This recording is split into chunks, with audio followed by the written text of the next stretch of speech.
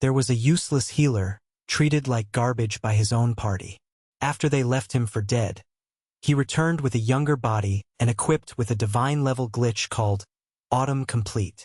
An elite group of bullies thought he would be an easy prey until he moved faster than they could see, shattering their pride and their bones in a single instant.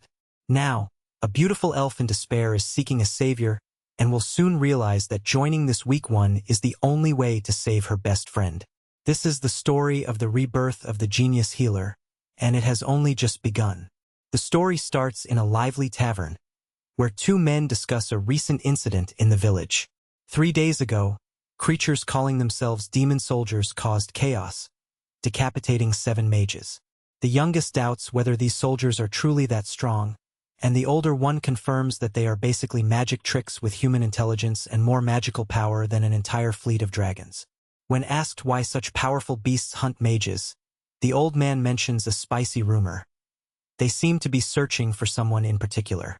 But before he can reveal more details, the scene is abruptly interrupted. The interruption comes in the form of a scream from a mage accusing an older man of behaving like a complete harasser. She demands he leave her alone now that he has finished healing her, saying that his touch sends shivers down her spine. Our nervous healer apologizes and explains that he was delayed because her wound was a dangerous cocktail of 2 different poisons. A thief from the group intervenes, suggesting that the mage is being too harsh. She quickly accuses the thief of taking sides with her old man, but a blonde swordsman steps in to quell the drama. The mage comments that just looking at the healer's face will ruin her future drinks, and the swordsman agrees. With a few coins in hand, he declares that their business is finished and he must leave. Just as the trio tries to dismiss him, the swordsman casually orders him to return to his usual schedule the next day. He looks at the pile of coins and asks if that's all his payment. The swordsman brutally informs him that, for hiding in the shadows throughout the battle, he was nothing more than a useless burden, and his wages reflect exactly 0 contribution. The terrible trio leaves our healer completely alone, like an abandoned puppy, out in the cold. To make matters worse, 3 passers-by begin to praise them, idolizing the swordsman and saying that his elite group will surely go far. Alone, our protagonist realizes he forgot his own wounds and quickly casts a fairy healing spell on himself. He looks at the miserable coin on the ground, picks it up, and seriously questions his fate. For a moment, he contemplates tossing his adventurer's medal into the trash, but soon realizes that his poverty and lack of capital make that idea unviable. He has no savings or additional skills that could provide support, and in his current situation, becoming monster food may be his most realistic option. Deciding to accept his miserable fate, he thinks that there is no point in crying over what is lost, and with a false smile, he chooses to head to a nearby bar to drown his sorrows. As he walks through the streets, a sinister purple glow suddenly envelopes him, and he feels a sharp pain in his stomach. He brings his hand to his abdomen, pulls it away covered in his own blood, and can barely comprehend the sudden bleeding. Before he can fully grasp what has happened, he hears a mocking voice from above criticizing his poor aim. On a nearby rooftop, a hooded figure appears, radiating pure malevolence. The feeling of overwhelming magical pressure floods him, and in an instant, he recognizes the threat. This being is extraordinarily dangerous and beyond any known scale. The figure, claiming to be a demon soldier and servant of the Demon King, Smile says he has found our healer and that, on his boss's behalf, he must execute him. Without wasting time, our protagonist dodges a lethal strike and quickly invokes an angelic cure to stop the bleeding. The demon soldier, impressed by his speed of casting, shows a surprised expression, to which he responds with sarcastic gratitude. The smile fades from the demon's face, who threatens to lose control and finish the task unmercifully. With sweat on his brow, the healer realizes that the demon is not joking and will not hesitate to kill him. He asks, with difficulty, why the Demon King himself ordered his death to such a worthless healer, and the creature finds that doubt hilarious. It laughs boisterously, mocking his lack of awareness of his own worth, revealing that he possesses a unique skill in 1,000 years, a true treasure that, unfortunately, he is wasting. Enraged, Our wounded hero demands explanations, but before he can get any, his head is suddenly yanked from his neck. His vision blurs, and the demon calmly explains that, although his power is not yet complete, leaving him alive someday would make him a considerable threat. Without further ado, he politely takes his leave and walks away. Despite being recently decapitated, the protagonist still clings to a thread of consciousness and, furious, watches the retreating enemy, refusing to accept that his story should end this way.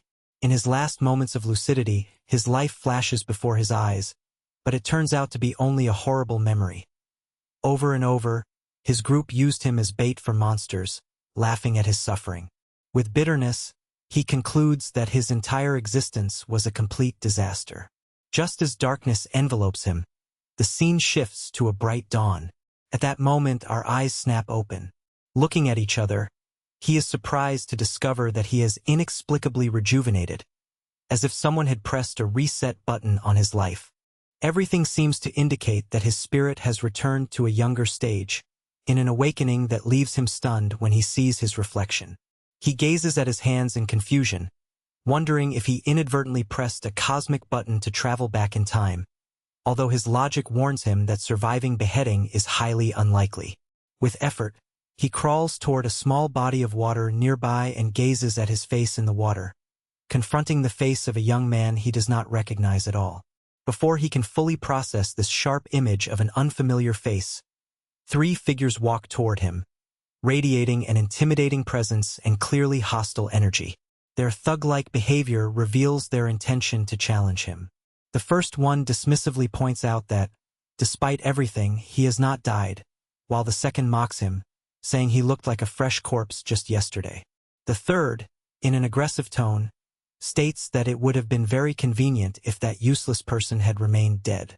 For a moment, the boy's mind processes this brutality, wondering whether they are dangerous enemies or simply individuals with a bad attitude toward him. Before clarifying this doubt, the leader of the three orders him to stand up, calling him by a name he does not recognize, and demands he prepare for what's to come. It's clear, then, that these are supposed to be his adventure companions, a reality that he finds extremely unpleasant. Without hesitation, one of them grabs his shirt and demands his attention with a firm voice, while the other, more lethargic, seems to be laughing at his condition. When the boy, with a polite attitude, asks who they are, the bully assumes he has been badly beaten and that his memory is blank, even joking about hitting him a few more times to make him remember. Seeing his new limbs, he notices an absurd number of bruises all over his body, realizing that this poor boy named Tyr had suffered similar afflictions to the ones he just escaped.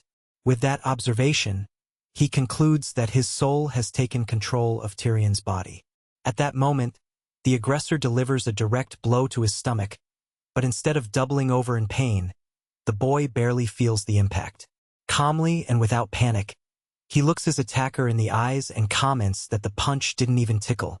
The confusion on the bully's face is evident, and he is left speechless when he sees that this seemingly expressionless guy cannot be the Tyrion they thought they knew. To make things even more complicated, the young man relaxes his muscles and, with a subtle glow, casts a healing spell that immediately heals all his wounds.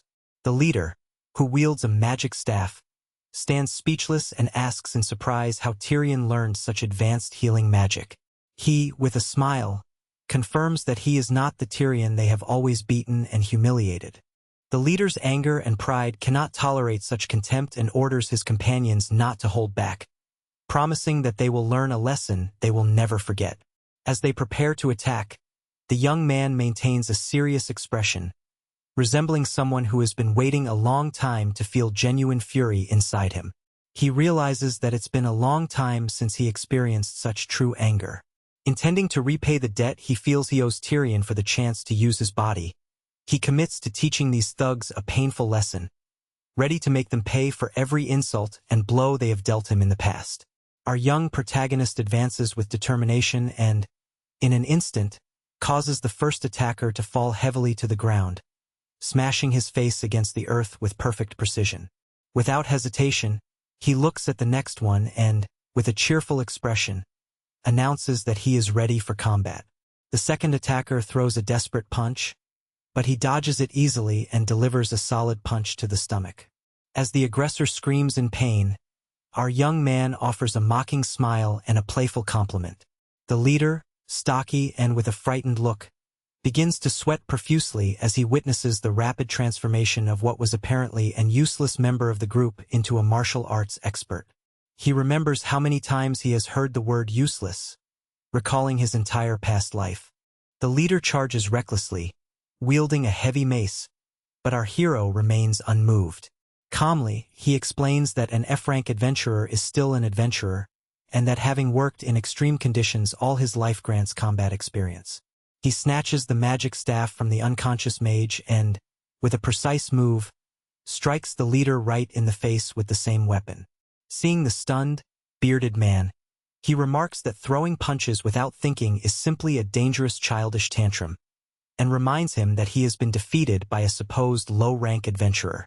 From atop the fallen bodies, our young protagonist wonders if perhaps he has taken a few too many steps, but looking at their unconscious forms, he hopes this at least alleviates some of the lingering resentment in Tyrion. He takes a moment to enjoy his new, agile and healthy body, and cannot understand why someone so gifted was treated like trash in the past. He also questions how he will use his old healing magic in this renewed body, ultimately accepting that soul possession is real in this world. Filled with questions and doubts, his eyes fall on a paper on the ground, a status evaluation form belonging to Tyr, which officially classifies him as an F-ranked swordsman. Realizing that his new host was also an adventurer, he decides that performing a status check would be the logical next step. There is no point in dwelling on it, and above all, he needs to find out what that deadly demon soldier meant when he spoke of possessing a unique, almost millennia-old ability. The narration explains how the adventurer evaluation works. A special magic scans the body to measure strength, magical power, and endurance, and calculates a rank that determines the adventurer's entire future. Some even repeat the test weekly to monitor small improvements in their stats. However, our protagonist confesses that he hasn't taken the exam in years, as his stats had been practically frozen, and he considered checking them pointless. In the guild office, he receives his recently printed status sheet. He studies it and confirms that the name on the document is indeed Tyr. He is officially an F-rank healer with lamentably basic stats, excelling only in endurance and magic with an FS rating, and showing a pitiful F- in spirit. Fortunately, his fairy and angel healing spells were successfully transferred. As expected, his ultimate spell, the prayer to the gods, remains blocked, alerting him to insufficient skill. Our protagonist wondered whether his basic attributes belonged to him or to the original Tyr, but decided not to give it much thought, hoping that the skills section would offer better news.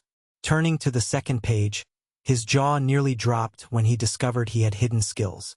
The first was a level 1 ability called Blood Zone, designed to increase his chances of critical hits and vital hits. Upon understanding this, he realized that in his previous life, he had fought monsters fervently with his healing staff and, unintentionally, had unlocked a physical attack ability. However, what truly took his breath away was his second skill, Auto-Complete.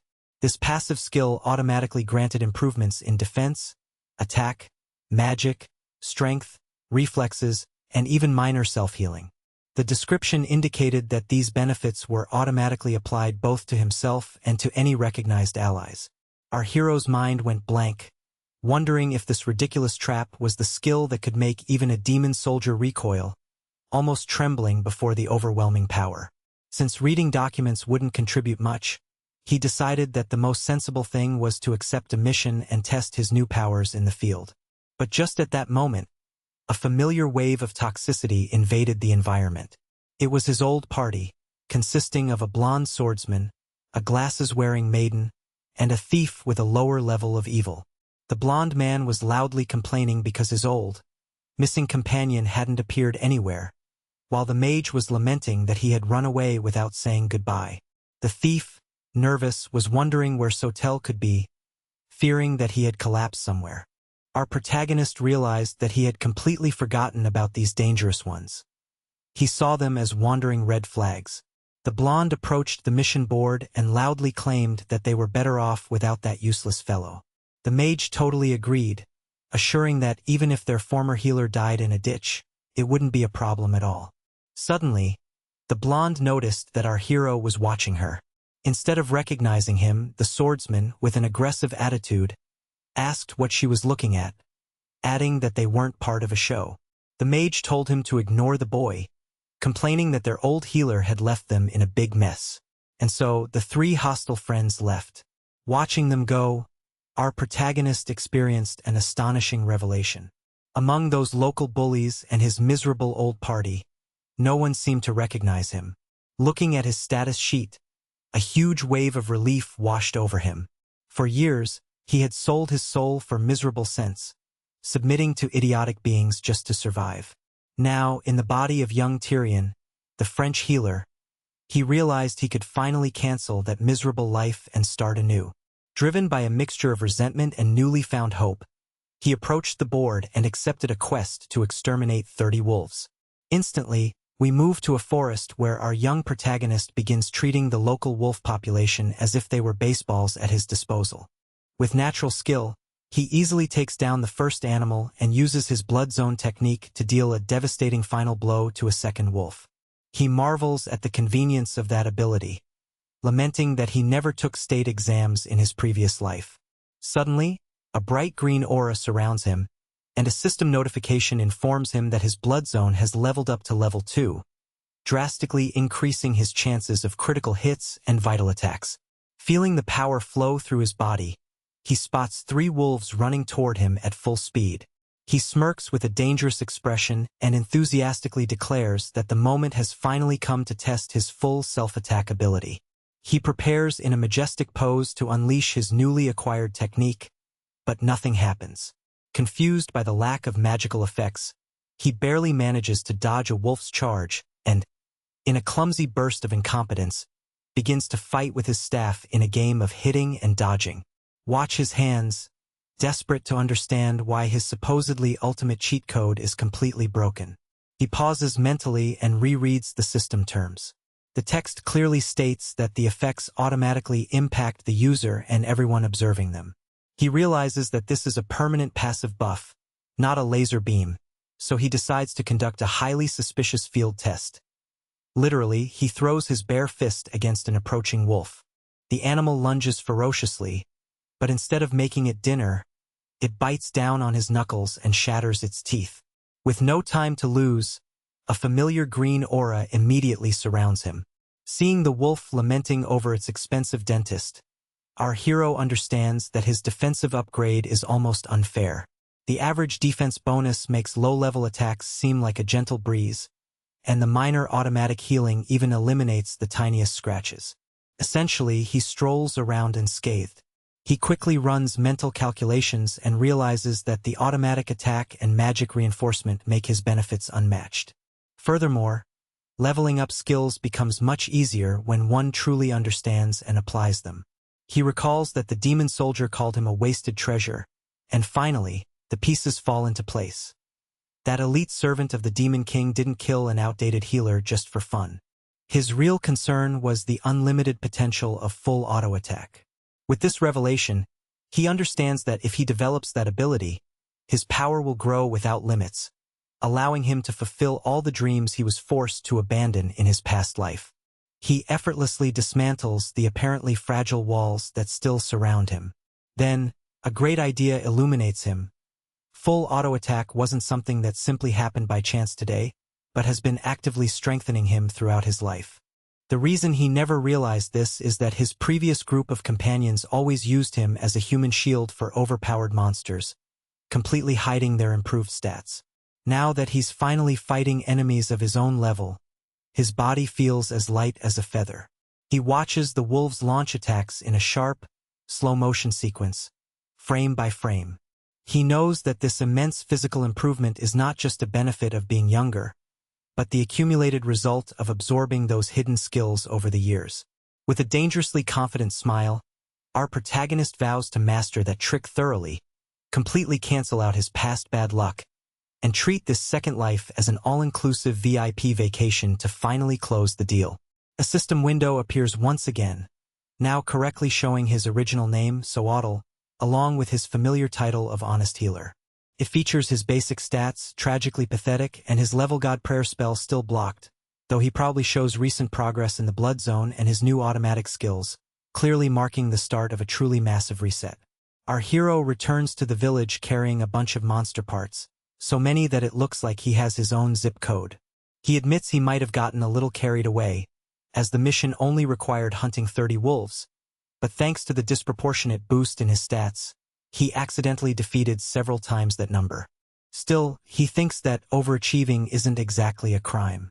At the Adventurers Guild, a guy with the energy of someone who has spent too much time watching Andrew clips tries to flirt with Rosa, the receptionist. She clearly seems eager to cancel that conversation subscription. Just as he insists that he stop playing hard to get, Rosa notices him and practically jumps to serve a new customer. Our hero places a literal pile of wolf pelts on the counter, awkwardly apologizing for the over-delivery. The adventurers in the background go wild, whispering how that boy, known for being useless, achieved something impossible. Rosa's face flushes bright red, and enthusiastically, she congratulates him, anticipating a quick promotion to a higher rank or even a superior rank. Seeing her genuine smile, our hero experiences pure joy, a sense of relief that makes his eyes sweat. In his past life, he only saw faces twisted with disgust, so this sincere interaction feels like a true breath of fresh air. But, of course, that tender moment is immediately ruined. A rejected alpha approaches aggressively, telling him to get out of the way. He analyzes him from top to bottom, labeling him a complete novice who only gathered that pile to impress the receptionist. When our hero looks at him, utterly exhausted by the sudden drama, the other insults him, claiming that he, as a weak healer, could never defeat magic-resistant wolves. Calmly, our protagonist lifts his wooden staff and politely explains that he simply broke the wolves with it. The flirtation erupts into a scoffing laugh. Not believing the story at all, he flexes his arms, claiming they are twice the size of our boys. Realizing he can't argue with a wall, he decides to ignore him completely. He dismisses him with contempt and turns his back, thinking they'll probably never cross paths again. That brazen indifference shatters the fragile ego of the arrogant one. Screaming insults about the boy's supposedly insurmountable attitude, he throws a cowardly punch with a closed fist straight at the hero's back. Our protagonist doesn't even bother to dodge. The slap connects, but instead of causing damage, the attacker's hand disintegrates into a bloody handful of broken bones and torn flesh. As the man screams in pain, our hero observes ingenuously that he didn't actually do anything. He knows that his defensive skills and automatic reflexes have practically turned his body into solid titanium. The crowd of adventurers present bursts into loud laughter, mocking the fool for breaking his hand on a rookie. Completely humiliated, with his mouth filled almost entirely with rage, the flirt draws his sword and charges, shouting angrily at the insults. But, to his misfortune, our boy reads his movements as if following a children's book with large letters. He easily predicts his raised stance, the downward strike to the right, and the touch to the left, dodging each attack with impeccable precision. His mind and muscles work in perfect harmony. The crowd begins to applaud and cheer for the young man's skill, which only further enrages the aggressor. The man spits contemptuously and threatens to kill him. Our hero removes his innocent mask and looks at him with serious, cold eyes. Calmly, he points out that such harsh words are dangerous for someone so young and prepares to withdraw with a fairly revealing counterattack. The fierce alpha loses his temper, shouting about plagues and launching a series of frantic attacks. Our boy dodges them all effortlessly, deciding it's time to return the favor. Without any hostility, he tells him that, since they are both adventurers, there should be no resentment, and casually strikes his fist into the attacker's stomach. To his surprise, the flirt is sent flying backward like a smashed fly. Looking at his own fist, the hero realizes he barely touched him. A quick system check reveals that not only did he gain a new skill, but his basic stats and overall rank also increased from F to E as a healer. Calmly, he approaches the groaning body on the ground to ensure it still breathes. Humiliated and furious, the arrogant man tries to get up violently and runs away, immediately canceling his subscription to the guild's social world. At that moment, 3 veteran adventurers surround our protagonist, enthusiastic and laughing about the spanking the proud flirt received, insisting he will never show his face in that place again. They pat him on the back while he, a bit embarrassed, pleads with them to stop.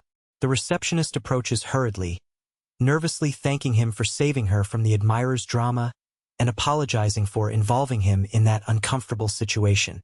Our protagonist, naturally, reassures her that it wasn't his fault, confessing that he simply didn't like the guy.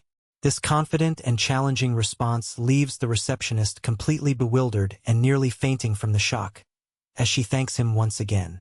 Later that night, he strolls through the streets under a starlit sky, as if posing for a famous motivational poster. In his mind, he reviews his completely crazy day. He was a victim of an assassination attempt, woke up in a much younger body, and immediately embarked on a huge solo mission. Despite the chaos, he recognizes that the experience was incredibly fun. In his past life, years of constant effort had failed to improve his stats even slightly, leaving him a failure who had lost all hope. But now, in this new body, everything had changed drastically. Suddenly, he feels a strong desire to visit the city of Balaria.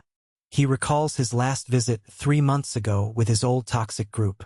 That expedition was a disaster, involving a monster house, and while the others devoured mountains of meat, he had to settle for sad vegetables. When the thief threw him a morsel of meat out of pity, he suffered a catastrophic indigestion. However, seeing his healthy and strong body now, he's convinced that he can eat as much meat as he wants. Not caring about the endless questions regarding his magical resurrection, he decides that the best option is to accept the improvement and start preparing for a road trip the next day. He returns to the inn where he is staying, in the room rented by Tyrion, and begins to pack enthusiastically, feeling like a child getting ready for a school trip. As he examines his new muscular legs, he adds a small snack. His old clothes, though still wearable, are too worn out for his new athletic physique, so he wonders exactly where Tyrion's house and wardrobe are located. Without pausing due to a style crisis, he glances at a bubbling cauldron in the corner. Currently, he is preparing a special potion with 7 medicinal herbs, various spices, and a powerful infusion of his own magic. He fondly remembers that in his previous group, they used to say this mixture was completely toxic. It looked like a swamp shake, but he swears that its healing effects are absolutely safe. Just as he admires his dark green soup, a violent crash shatters the silence of the room. Someone is trying violently to force open his front door, leaving our hero completely surprised and wondering who on earth could be this person ruining his peaceful night. He pauses briefly. If you've enjoyed the story so far, I invite you to keep reading to find out what happens next. Ready? Let's continue. Our protagonist kicks the door open, expecting a violent intruder, but instead, looks down and sees a small, fluffy white dog that suspiciously resembles a miniature wolf. Before I could even process how adorable it was, the real threat revealed itself. Just behind the dog, a terrifying creature loomed. A black and red monster wrapped in a crimson aura with glowing eyes that burned intensely.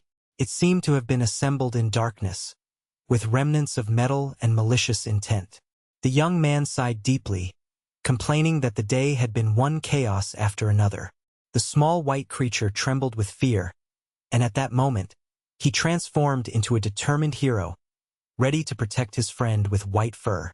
Without wasting time, he cast an angelic cure that sealed a nasty wound on the dog's back. Aware that he had to act quickly, he took his wooden staff and confronted the monster, scolding it for having so brazenly destroyed its home. He activated his blood zone ability and unleashed a formidable cut. However, instead of taking damage, the creature dissolved into a cloud of dark smoke and easily reconstructed itself. This made him realize that physical attacks are useless against this opponent, and that an ordinary fight would only drain his stamina. While dodging the monster's blows and holding the dog, he noticed something strange. The creature's attacks were surprisingly superficial. He wondered if perhaps it was holding back its strength for some reason. He received a minor hit, but his automatic ability healed him instantly, making him once again appreciate how useful his passive buff is. At that moment, an unusual theory arose in his mind. He began to suspect that this type of monster might be allergic to healing magic. He decided that it was better to act rather than stand idly by, and pointed his staff at the creature, casting a fairy's healing spell directly at its face. The monster shuddered violently, clearly suffering considerable damage from the restorative magic. Seeing that he had hit his target, the young man did not stop and continued casting fairy heals repeatedly, hitting the enemy with a torrent of healing magic. Finally, he dramatically announced that the battle was over, and quickly launched a full-power angel heal attack. The monster dissolved into the air, leaving behind an unsettling silence. Looking through the broken door, the young man trembled as he noted how strange it was that this creature hadn't left even a corpse behind. He recognized that he hadn't seen a creature vulnerable to healing magic in decades, and he thought perhaps it had consumed too much mana during the fight. At that moment, his system window appeared with good news. His automatic ability had already leveled up to 3, improving his small magic boost to a medium one.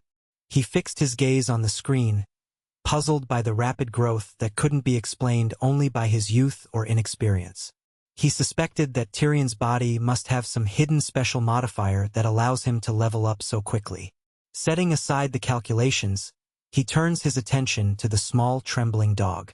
He offers a warm smile and softly tells the animal to relax, that the danger is completely over. The child reaches out to pet the puppy, aware that it deserves some affection. However, the creature viciously bites his hand, forcing him to step back in surprise. Confusion quickly turns into total shock when the dog opens its mouth and, surprisingly, begins to speak. Angrily, the dog accuses him of being a fraud, questioning why he is walking inside Tyrion's body and what he did with the real boy. The child's mind goes blank as he processes the fact that a dog is interrogating him in this manner. The creature, completely out of control, starts barking furiously, calling him a body thief and accusing him of taking Tyrion's form. It warns that it will bite him in revenge, but its teeth, thanks to a self-defense system, fail to penetrate his skin. The dog bounces back and falls to the ground, confused, while its stomach growls loudly. It's clear that it's not in mortal danger, just ravenously hungry. Realizing that it's only an empty stomach, the child relaxes and offers it a generous bowl of a strange swamp smoothie. The creature drinks eagerly, exclaiming that it tastes delicious and that its energy is overflowing. The child, in a dry tone, points out that it would be normal for a dog not to drink magic soup, much less speak in human words. However, the creature claims it's not an ordinary dog and apologizes for its initial aggression, saying it was confused and hadn't noticed that its interlocutor was already complete. The child doesn't understand that concept but decides to set it aside and asks why this creature was near Tyrion in the first place. The dog explains that Tyrion was a chosen boy and that its mission was to strictly watch over him.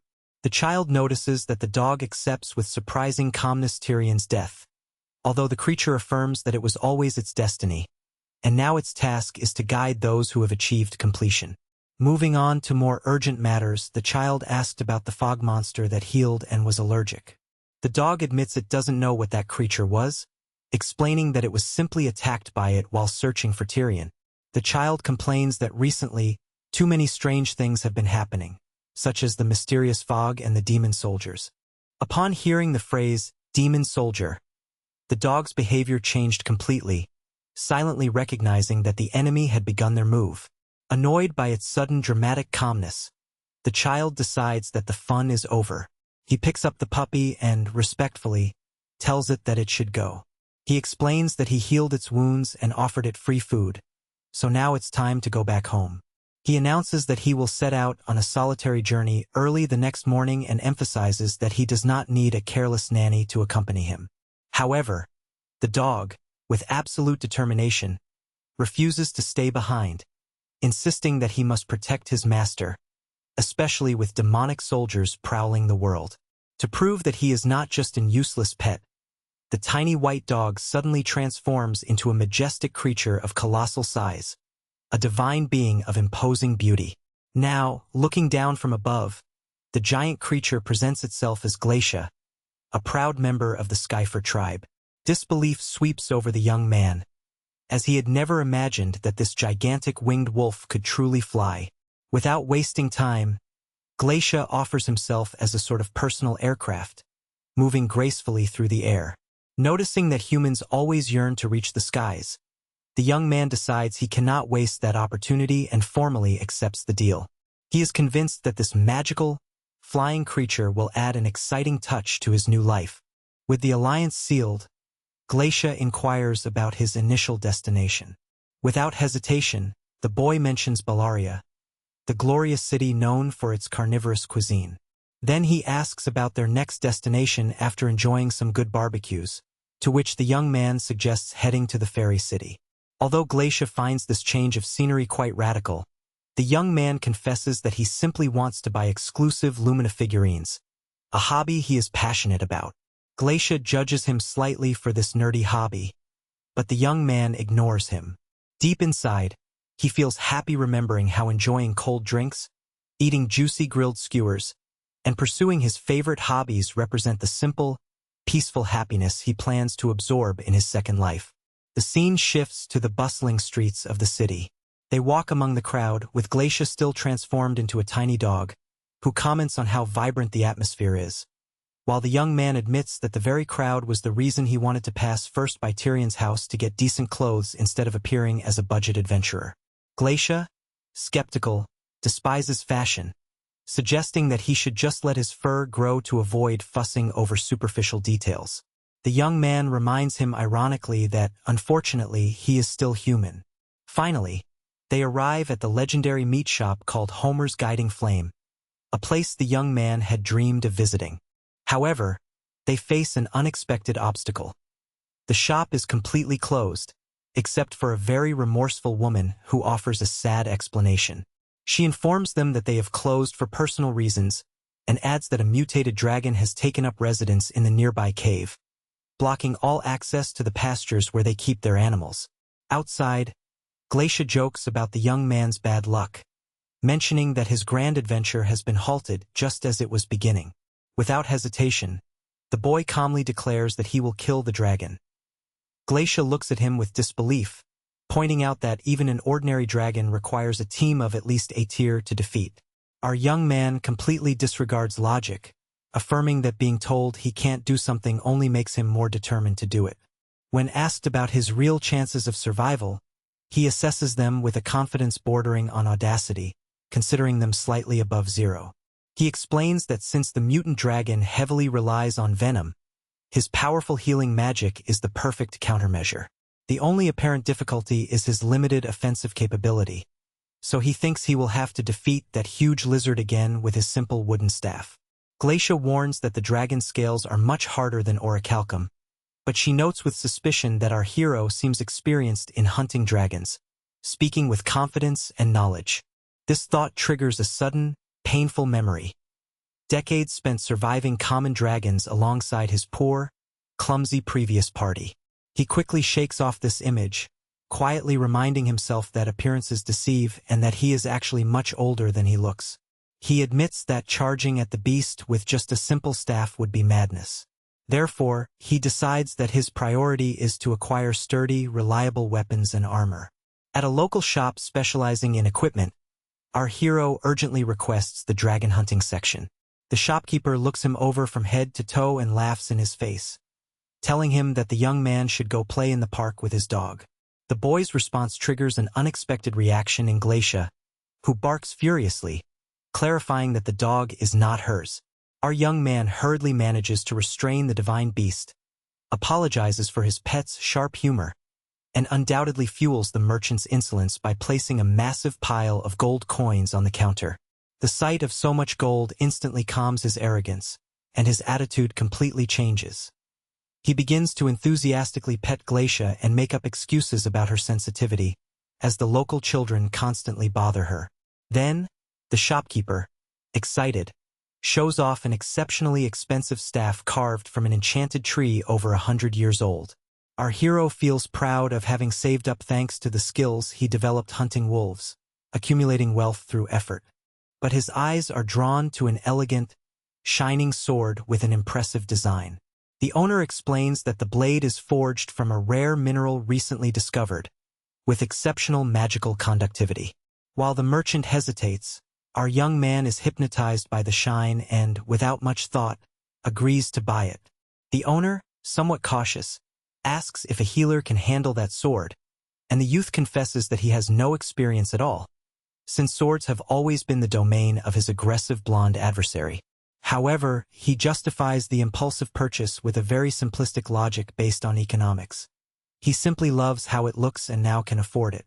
Glacia, albeit resigned, admits that the young man deserves that gold and can spend it as he wishes.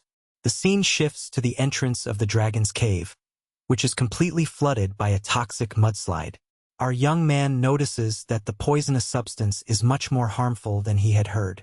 However, observing the toxic fumes, he realizes that his automatic minor healing ability is constantly working in the background, fully protecting him from the deadly environment. With overwhelming emotion, he draws his shiny new sword. From behind, Glacia watches him, completely intrigued. The divine creature thinks to herself that, although she has seen glimpses of the absurd potential of our protagonist, this dragon hunt will finally reveal the true and terrifying magnitude of the full power. The narration begins with a traumatic memory from 2 years ago. Our young man desperately tries to heal the thief from the group, while his useless companions fail miserably to defeat a dragon. Realizing that they will soon become a horde of premium monsters, our hero frantically shouts at everyone to retreat. Instead of obeying, the arrogant blonde swordsman violently pushes our protagonist toward the dragon, coldly telling him to serve as a live bait.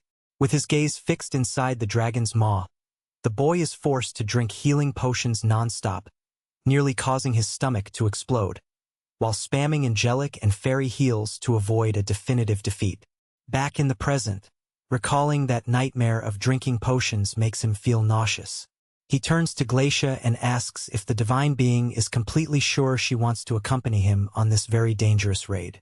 Glacia responds firmly that she does not want to repeat the mistake she made with Tyr, reaffirming her total loyalty and offering a confident smile. The young man leads the way into the cave. As they step into the darkness, the air becomes incredibly dense.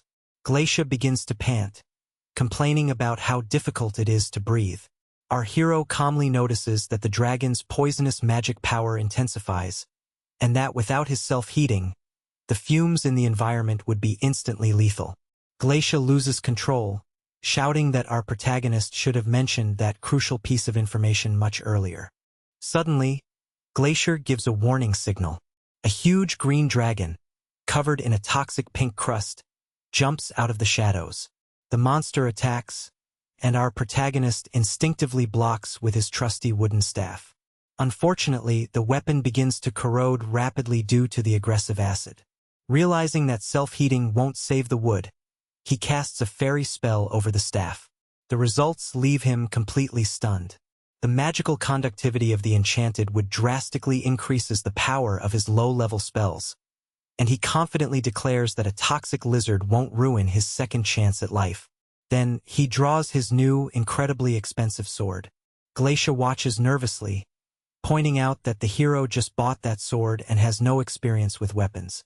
Confirming her fears, our young hero adopts a dramatic pose, shouts his blood-zone skill, and tries to swing the sword, still stuck in its sheath. Obviously, nothing happens. Glacia ruthlessly criticizes him, asking if he's serious about not even knowing how to unsheath the sword.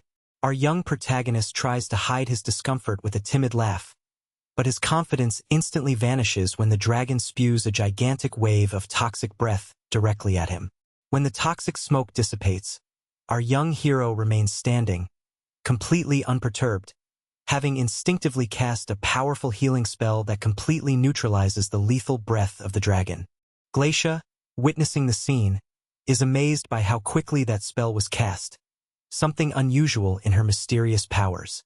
Looking down at his new weapon, our hero realizes that the poison has completely melted the sheath, but the blade remains intact, eager to absorb the healing magic it receives.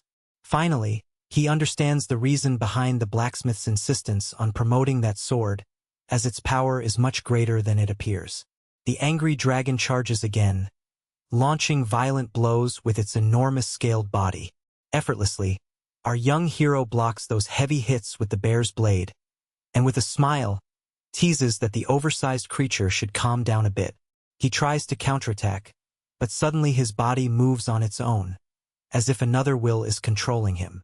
His arms perform a perfect sword technique by themselves, cutting into the dragon and causing it to retreat, astonishing him with the instant precision. The boy remains paralyzed for a few seconds, staring at his own hands, and then understands the situation. Tyrion, the legendary swordsman, left a deep mark on his muscle memory and willpower that still persists within his physical machinery. With a smile full of enthusiasm, our hero mentally activates his co-pilot, joyful in the knowledge that he is at the perfect age to let go and explore the limits of his power. The dragon, clearly annoyed, decides to abandon its initial target and turns towards an easier prey. Without hesitation, it launches a massive attack against Glacia, who barely manages to dodge the sharp jaws at the last moment. The creature escapes the cave in a rush, while Glacia, offended at being considered just an animal, follows with dignity. Determined to prove that the skies now fall under different command, Glacia transforms into its majestic and powerful form. Our young hero, greatly amused by the scene, cannot help but joke about the divine being's sensitivity regarding the comparison to a dog. Glacia, proudly, responds that it is a spacker, a title our hero finds impressive, though he prefers to reserve that story for another time. On impulse, he leaps into the air, drawing his sword with a grace that seems to pose for a high-definition action poster. With a single, brutal downward slash, he beheads the dragon, sending it to its final resting place. When both land and the creature's life ends, our young man observes the dead enemy and realizes something important. This is the first time he has defeated a dragon with his own hands. He perceives in his veins the persistent muscle memory of Tyrion, that young man who died beside him, and understands that within his body still lives that fighting soul. With renewed resolve, he promises never to be a burden again and clears all doubt or remorse that both he and Tyrion had left behind.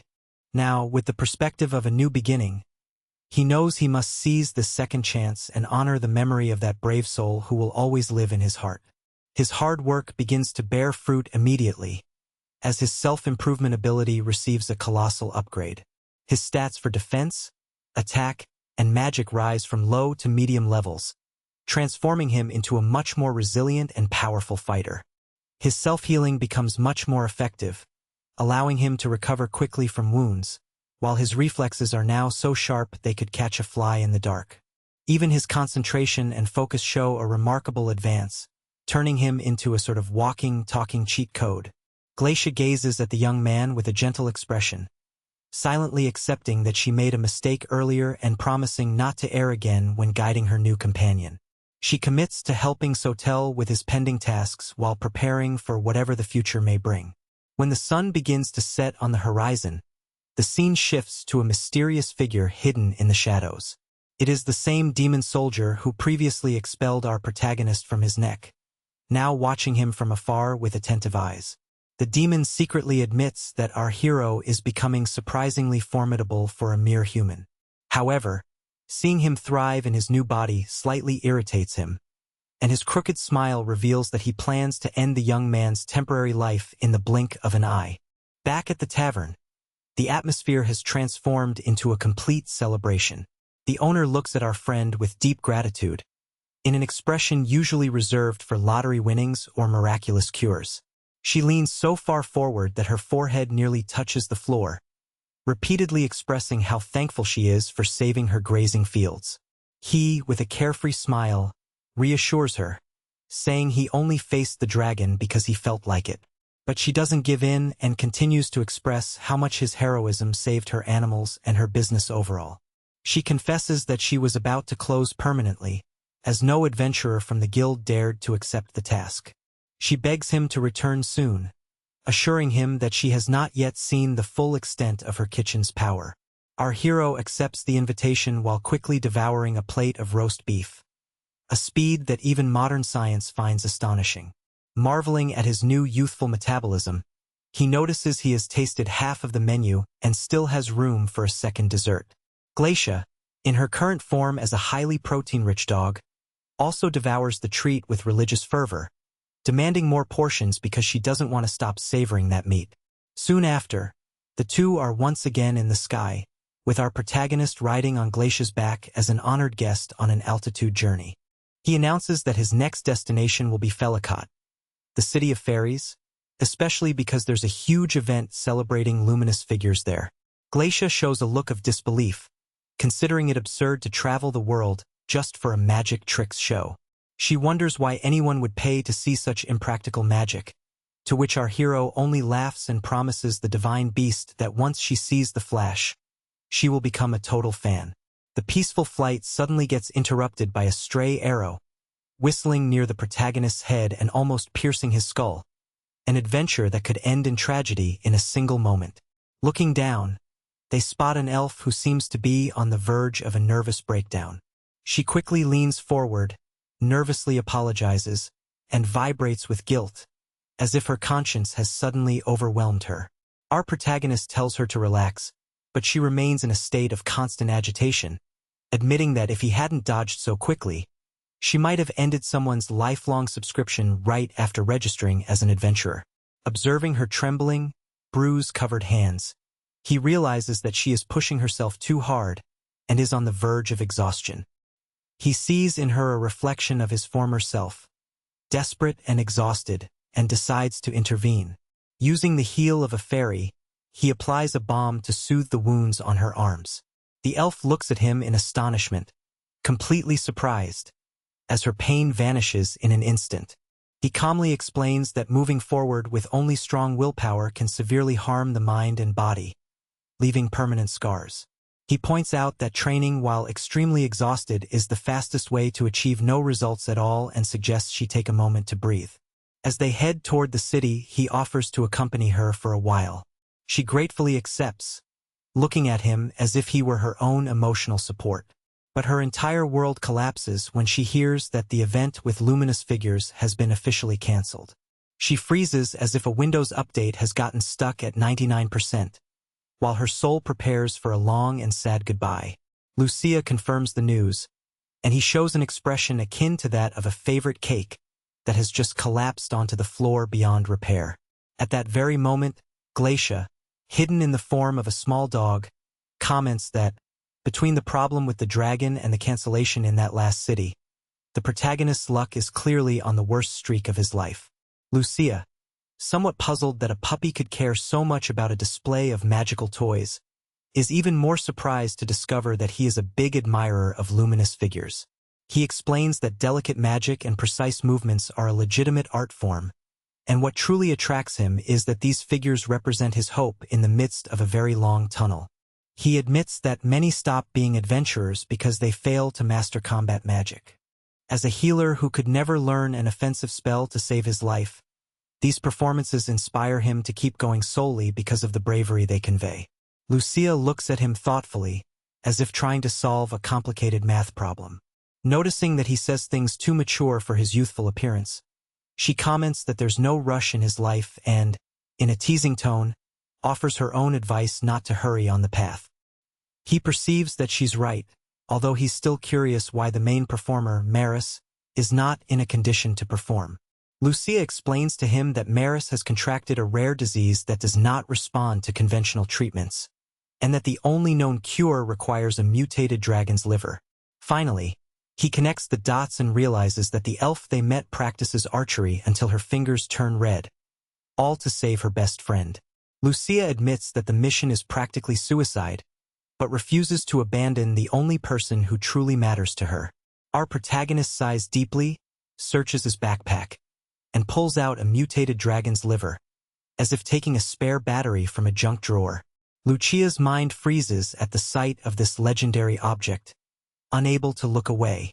He asks if this is the magical ingredient needed to save the situation, and without wasting a second, she hurriedly leads him to the infirmary. There they find Maris, whose appearance suggests she is already on her way to crossing over to the other world, with a famous doctor named Elainer watching over her bed. Lucia presents the liver, and the doctor describes it as a miracle, while she shoots him a look that feels like an icy needle piercing her back. As soon as the doctor moves, the protagonist's focus ability activates at full speed in his mind. Although there are no monsters around, it's as if an improved concentration amplifies every movement, making the doctor's actions seem in slow motion, like a repeated bad decision. A shiver runs down his spine as he watches how he prepares the so-called medicine. Lucia tries to praise the doctor, saying he is a local hero, so skilled with patients that they call her a witch, capable of making even the most horrible-tasting remedies disappear. The doctor returns with a suspicious liquid, claiming that a single dose will be enough to solve everything. Our hero, amidst an intense vibe check thanks to his abilities, asks to know the ingredients solely for educational purposes. The medic mentions the liver and rare plants, though she insists the rest is a professional secret. Just as she tries to get the brew down the sick girl's throat, our protagonist intervenes, blocking her with his body. He looks directly into her eyes and states that he knows exactly what she's holding. It's not a healing remedy, but a deadly poison designed to destroy a person's internal organs. In response to these accusations, the medic's face distorts into a malicious smile, revealing that her interest is not in anyone's health,